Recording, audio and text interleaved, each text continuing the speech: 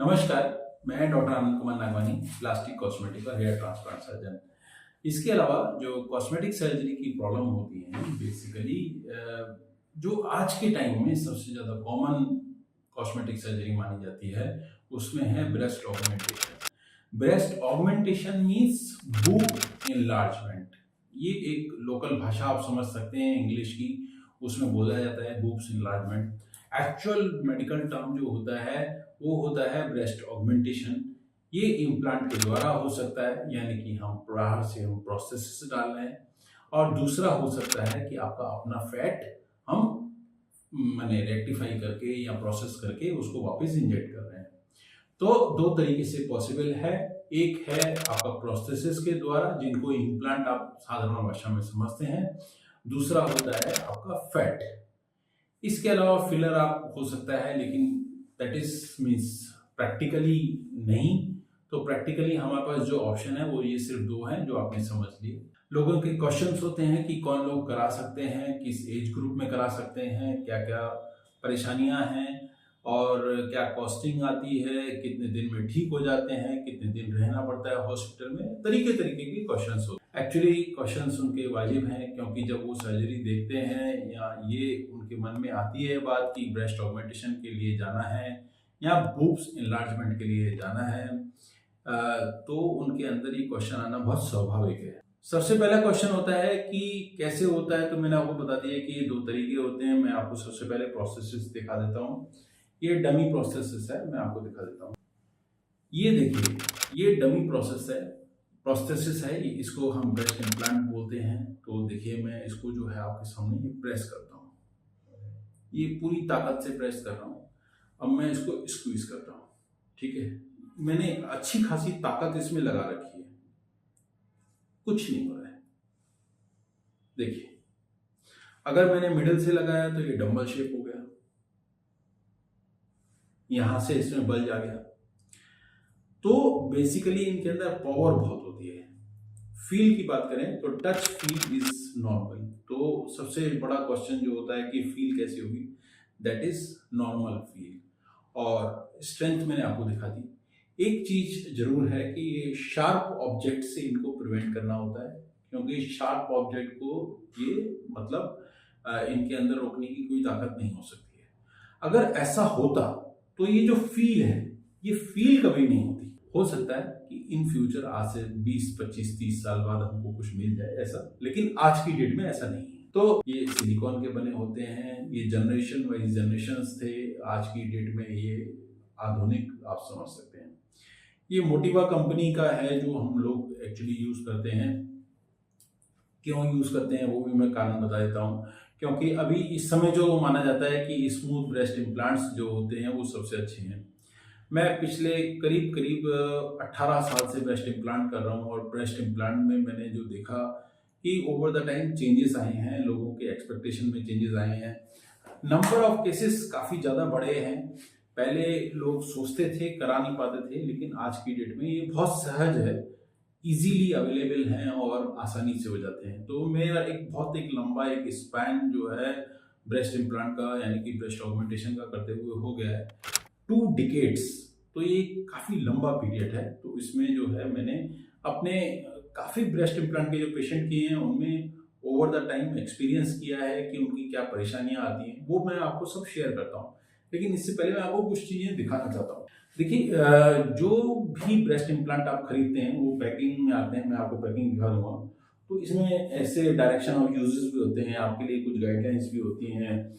इसमें basically various sizes के एक हिसाब से जो है प्रोजेक्शन और जो है उनका डायमीटर वगैरह सब दिया होता है।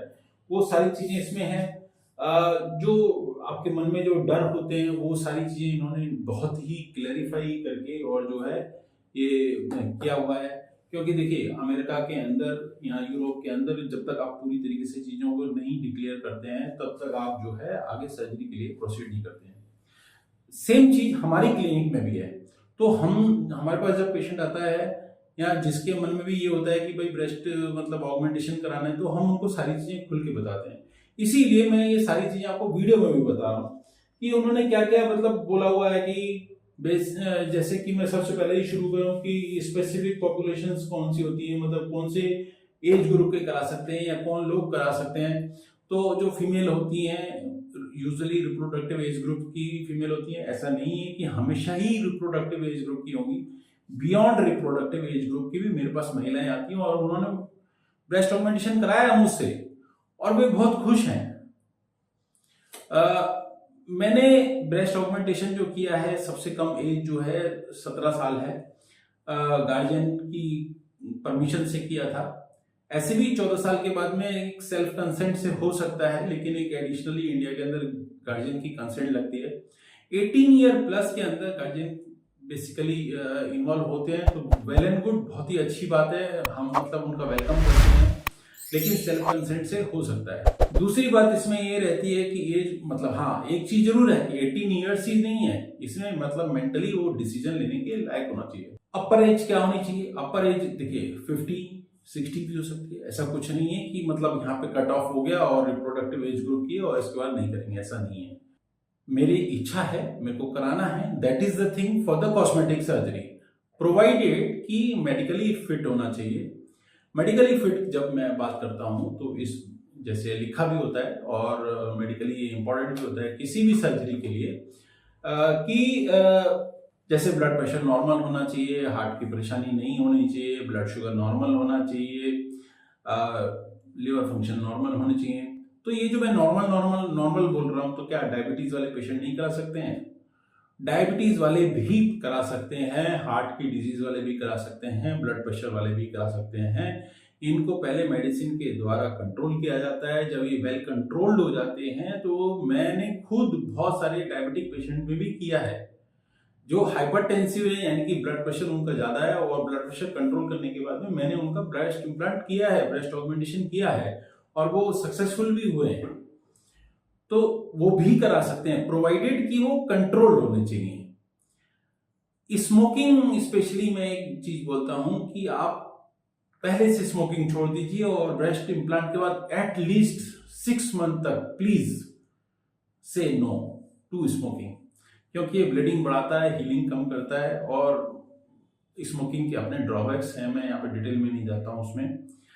इसके अलावा क्या क्या चीजें हैं, उन्होंने जैसे बुक के अंदर सारी चीजें दी हुई हैं कि हर किसी प्रोस्थेसिस के अंदर, चाहे आप ब्रेस्ट इम्प्लांट कराएं, चाहे आप ऑर्थोपेडिक सर्जरी कराएं, चाहे हार्ट के अंदर स्टेंट डलें या ब्रेन के अंदर रिंग डलें, आई के अंदर लेंस डलें, कुछ भी डलें, तो आप ये बात जान लीजिए कि एक चीज रहती है कि इन्फेक्शन, ब्लीडिंग, ये एक कॉमन है, लेकिन ये काफी रेयर है। थैंक्स टू गॉड कि आज की डेट में ये काफी रेयर है और इससे परेशानियां नहीं आती हैं, ना के बराबर आप बोल सकते हैं अगर कंट्रोल्ड है तो। वेल, कुछ चीजें इसमें जरूरी हैं आपके एंड से कि आप कोई ऐसी मेडिसिन तो नहीं खाते हैं जो कि ब्लड को पतला करते हैं, यूजुअली मतलब ब्लड को पतला करने के नाम से मिलती हैं।